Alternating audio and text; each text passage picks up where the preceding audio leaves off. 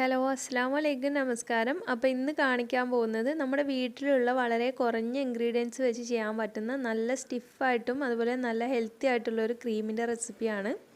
അപ്പോൾ ഈ ഒരു വീഡിയോയിൽ തന്നെ ഈ ഒരു ക്രീം വെച്ചിട്ട് ഞാൻ ചെയ്തിട്ടുള്ള ഒരു കേക്ക് കൂടി കാണിക്കുന്നുണ്ട്. അപ്പോൾ കഴിഞ്ഞ ദിവസം ഞാൻ eggless chocolate sponge cake recipe ചെയ്തിട്ടുണ്ടായിരുന്നു. അപ്പോൾ മിക്സിയിൽ കറക്കിയിട്ട് നമ്മൾ ഓവണൊന്നും ഇല്ലാതെ ചെയ്തെടുത്തൊരു കേക്കായിരുന്നു. അപ്പോൾ ആ ഒരു ബേസിൽ നമ്മൾ ഈ ഒരു ക്രീം വെച്ചിട്ട് ഡെക്കറേറ്റ് ചെയ്യുന്നതാണ് ഈ ഒരു വീഡിയോയിൽ കാണിക്കുന്നത്. അപ്പോൾ എല്ലാവരും ഒന്ന് കണ്ടു നോക്കി ഇഷ്ടമായാൽ ലൈക്ക് ചെയ്യുക, ഷെയർ ചെയ്യുക.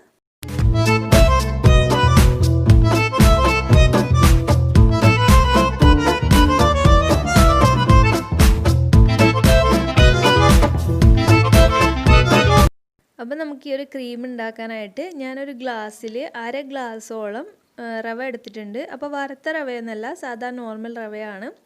ഇനി അതിലേക്ക് ഒരു 3/4 ഗ്ലാസ്സോളം പാല് ചേർത്ത് കൊടുക്കുന്നുണ്ട്. അതുപോലെ തന്നെ ഒരു 1/4 ഗ്ലാസ് വെള്ളം കൂടി ചേർക്കുന്നുണ്ട്. അപ്പോൾ നമ്മൾ റവ എടുത്തതിൻ്റെ നേരെ ഡബിളാണ് എടുത്തിട്ടുള്ളത്, വെള്ളവും പാലും കൂടിയിട്ട്. ഇനി നമുക്ക് ഒരു കേക്കിന് മുഴുവനായിട്ട് ഒരു 1 kg ഒക്കെ ചെയ്യുകയാണെങ്കിൽ ഒരു കപ്പ് റവയും അതുപോലെ തന്നെ ഒരു 2 കപ്പോളം പാലും വെള്ളവും കൂടിയിട്ട് മിക്സ് ചെയ്ത് വെച്ചാൽ മതി. ഇനി ഒരു 10 മിനിറ്റ് കഴിയുമ്പോൾ തന്നെ ഇത് റവയൊക്കെ നല്ലപോലെ കുതിർന്ന് വന്നിട്ടുണ്ടാവും. ഇതിപ്പോൾ ഏകദേശം ഒരു 20 മിനിറ്റ് കഴിഞ്ഞപ്പോഴാണ് ഞാൻ തുറന്ന് നോക്കിയത്. ഇനി നമുക്കിത് മിക്സിയുടെ ജാറിലിട്ടിട്ട് നന്നായിട്ടൊന്ന് അരച്ചെടുക്കണം. അപ്പോൾ ഞാനിവിടെ നന്നായിട്ട് അരച്ചെടുത്തിട്ടുണ്ട്. ഇനി ഇതിൽ എന്തെങ്കിലും തരിയൊക്കെ പെടുകയാണെങ്കിൽ നമുക്ക് ജസ്റ്റ് ഒന്ന് അരച്ചെടുക്കാം. അപ്പോൾ ഇത് നന്നായിട്ട് അരിഞ്ഞത് കൊണ്ട് ഇതിൽ തരികളൊന്നുമില്ല, നന്നായിട്ട് തന്നെ അരിഞ്ഞിട്ടുണ്ട്. ഇനി നമുക്ക് ഇതൊന്ന് കുറുക്കിയെടുക്കണം. അപ്പോൾ നോൺ സ്റ്റിക്കിൻ്റെ ഒരു പാനിലേക്ക് ഒഴിച്ചു കൊടുക്കാം നമ്മുടെ ഈ റവയും പാലും കൂടിയിട്ടുള്ള മിക്സ്. അപ്പോൾ നോൺ സ്റ്റിക്ക് പാത്രം കയ്യിലുണ്ട്, അത് തന്നെയാണ് നല്ലത്. ഇനി ഇതിൽ മധുരം നമുക്ക് ആവശ്യത്തിനനുസരിച്ച് ചെയ്യാം. അത് ഞാനിവിടെ ഒരു 3 ടേബിൾ സ്പൂണോളം പഞ്ചസാര ചേർക്കുന്നുണ്ട്. അപ്പോൾ ഇതിലേക്ക് ഞാൻ കുറച്ച് കഴിയുമ്പോൾ വൈറ്റ് ചോക്ലേറ്റ് ചേർക്കുന്നതുകൊണ്ടാണ് 3 ടേബിൾ സ്പൂണ്. എന്നിട്ട് നന്നായിട്ടൊന്ന് മിക്സ് ചെയ്തതിന് ശേഷം നമുക്ക് ഫ്ലെയിം ഓൺ ചെയ്യാം. അപ്പോൾ ഇത് ഫ്ലെയിം ഓൺ ചെയ്തിട്ട് ലോ ഫ്ലെയിമിൽ വെച്ചിട്ട് ഇളക്കിക്കൊണ്ടേ ഇരിക്കുക, നന്നായിട്ട് കുറുക്കിയെടുക്കണം. അപ്പോൾ ഇത് പെട്ടെന്ന് തന്നെ അടുക്കി പിടിക്കും, അതുകൊണ്ട് നമ്മൾ കൈ വെക്കാതെ ഇളക്കിക്കൊണ്ടേ ഇരിക്കണം. അപ്പോൾ ഏകദേശം ഒരു 15 മിനിറ്റൊക്കെ നമ്മൾ ഇളക്കിക്കൊണ്ടേ ഇരിക്കേണ്ടി വരും ലോ ഫ്ലെയിമിൽ. അപ്പോഴാണ് നമ്മുടെ ക്രീം നല്ല തിക്കായിട്ട് വരിക. അപ്പോൾ ഈ ഒരു സമയമൊക്കെ ആകുമ്പോൾ നന്നായിട്ട് തന്നെ ഇളക്കിയിട്ട് നമ്മളിത് പാനിൽ നിന്ന് വിട്ട് വരുന്ന ആ ഒരു രീതിയാകുന്നവരെ നന്നായിട്ടൊന്ന് ഇളക്കി കൊടുക്കുക. അപ്പോൾ നല്ലൊരു ഗ്ലോയിങ് എഫക്റ്റ് കിട്ടണമെങ്കിൽ നിങ്ങൾ ഈ ഒരു സമയത്ത് കുറച്ച് ബട്ടർ കയ്യിലുണ്ടെങ്കിൽ ചേർത്ത് കൊടുത്താൽ നല്ലതാണ്. അപ്പോൾ അതുപോലെ തന്നെ നിങ്ങൾക്ക് കുറച്ചുകൂടി നല്ലൊരു ടേസ്റ്റ് വേണമെങ്കിൽ മിൽക്ക് മെയ്ഡ്, അത് കണ്ടൻസ്ഡ് മിൽക്ക് ഉണ്ടല്ലോ, ഒരു 2 ടേബിൾ സ്പൂണോളം കണ്ടൻസ്ഡ് മിൽക്കും ചേർത്ത് കൊടുക്കാം. അപ്പോൾ അതൊക്കെ ഉണ്ടാകുമ്പോൾ കുട്ടികൾക്ക് കുറച്ചുകൂടി ഒരു ടേസ്റ്റി ആയിരിക്കും. അപ്പോൾ ഇത് ഏകദേശം ഇവിടെ നന്നായിട്ട് പാനിൽ വിട്ട് വരാൻ തുടങ്ങിയിട്ടുണ്ട്. അപ്പോൾ ഈ ഒരു സമയത്ത് ഞാൻ ഇതിലേക്ക് ഒരു 1/4 കപ്പോളം വൈറ്റ് ചോക്ലേറ്റ് ചേർത്ത് കൊടുക്കുന്നുണ്ട്, ചെറുതായിട്ട് മുറിച്ചിട്ടത്. അപ്പോൾ ഈ ഒരു ക്രീമിൻ്റെ ചൂട് കൊണ്ട് ഫ്ലെയിമൊന്നും കൂട്ടി വെക്കേണ്ട ആവശ്യമില്ല, പെട്ടെന്ന് തന്നെ ഇത് മെൽട്ടായിക്കോളും. അപ്പോൾ ഇത് നന്നായിട്ടൊന്ന് മെൽറ്റ് ചെയ്യട്ടെ. അപ്പോൾ നിങ്ങൾക്ക് മിൽക്കി ബാറൊക്കെ വേണമെങ്കിൽ അങ്ങനെ യൂസ് ചെയ്യാം. ഞാനിപ്പോൾ കുക്കിംഗ് ചോക്ലേറ്റ് ആണ് ഇതിൽ ഉപയോഗിച്ചിട്ടുള്ളത്. അപ്പോൾ ചോക്ലേറ്റ് ഇടുന്നതുകൊണ്ട് തന്നെ നമ്മുടെ ക്രീം പെട്ടെന്നൊന്നും ലൂസായില്ല. നമ്മൾ ഫ്രിഡ്ജിൽ തന്നെ വെക്കണമെന്നൊന്നും ആവശ്യമില്ല, കേക്ക് പുറത്ത് വെച്ചാലും മെൽറ്റ് ആവുമൊന്നുമില്ല. അപ്പോൾ ഇനി ഇത് നന്നായിട്ട് തണുത്തതിന് ശേഷം കണ്ടില്ല, പാനിൽ വിട്ട് വന്ന് ഞാൻ ഫ്ലെയിം ഓഫ് ചെയ്തതാണ്. അപ്പോൾ നന്നായിട്ടൊന്ന് തണുത്ത് വന്നിട്ടുണ്ട്. അതിന് ശേഷം നമുക്കിത് മിക്സിയുടെ ജാറിലേക്ക് ഇട്ട് കൊടുക്കാം. അപ്പോൾ ഇത് നല്ല തിക്കായിട്ടാണ് ഇരിക്കുന്നത്, അതുകൊണ്ട് തന്നെ നമുക്കിത് അടിച്ചെടുക്കാൻ ബുദ്ധിമുട്ടായിരിക്കും. അതുകൊണ്ട് ഞാൻ ആവശ്യത്തിനുള്ള കുറച്ച് പാൽ, ഒരു 1/4 ഗ്ലാസിൻ്റെ അടുത്ത് പാൽ ഈ ഒരു സമയത്ത് ചേർത്ത് കൊടുക്കുന്നുണ്ട്.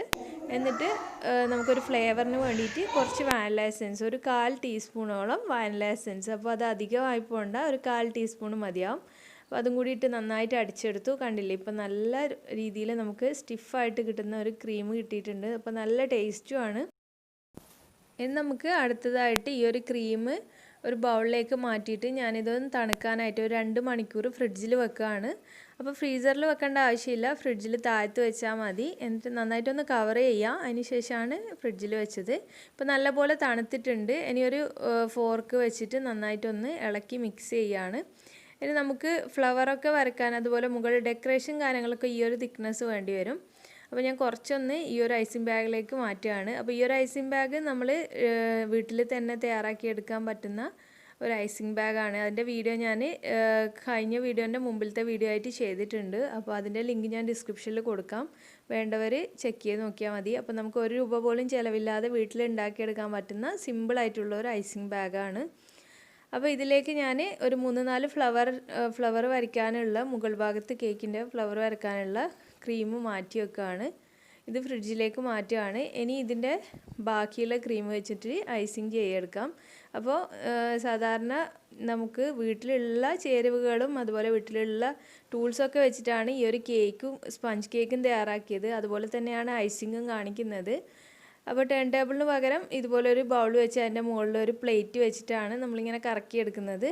അപ്പോൾ ഈ ഒരു കേക്ക് ഞാൻ കഴിഞ്ഞ റെസിപ്പി ആയിട്ട് അപ്ലോഡ് ചെയ്തിട്ടുണ്ടായിരുന്നു. എഗ്ഗ്ലെസ് ചോക്ലേറ്റ് കേക്കാണ് മിക്സിയിൽ ചെയ്തെടുക്കുന്നത്. നമുക്ക് ഒരു ടൂൾസും മെഷറിംഗ് കപ്പും മെഷറിംഗ് സ്പൂണും ഒന്നും തന്നെ ഇല്ലാതെ ചെയ്തൊരു നല്ലൊരു കേക്കാണ്, മുട്ടയൊന്നും ചേർക്കാതെ.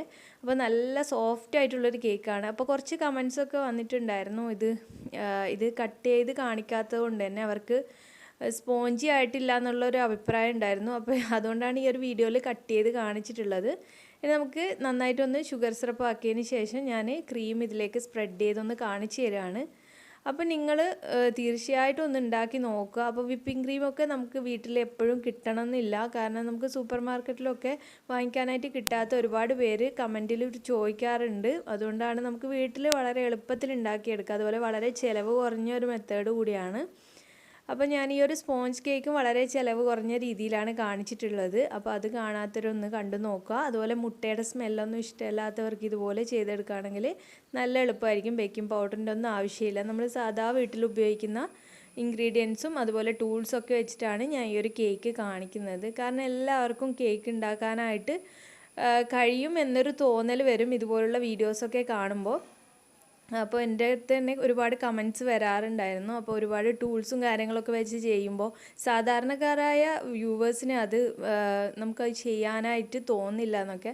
അപ്പോൾ അതുകൊണ്ടാണ് ഇതുപോലുള്ള വീഡിയോസ് കാണിക്കുന്നത്. അപ്പോൾ നിങ്ങൾക്ക് ഈ ടൈപ്പ് വീഡിയോസ് താല്പര്യം ഇല്ലാത്തവരാണ് കൂടുതലെങ്കിൽ നിങ്ങൾ ദയവായി ഇതൊന്ന് കമൻറ്റ് ചെയ്യുക.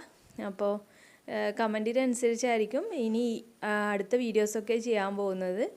അപ്പോൾ ഇതിൻ്റെ മുകളിലായിട്ട് കുറച്ചൊരു ഫിനിഷിങ് കുറവുണ്ട്. നമ്മുടെ ക്രീം കുറവായിരുന്നല്ലോ, അതുകൊണ്ട് ഞാൻ ജസ്റ്റ് ഒന്ന് കുറച്ച് ഡാർക്ക് ചോക്ലേറ്റ് ഒന്ന് ഇതുപോലെ ഗ്രേറ്റ് ചെയ്ത് ഇട്ട് കൊടുത്തു.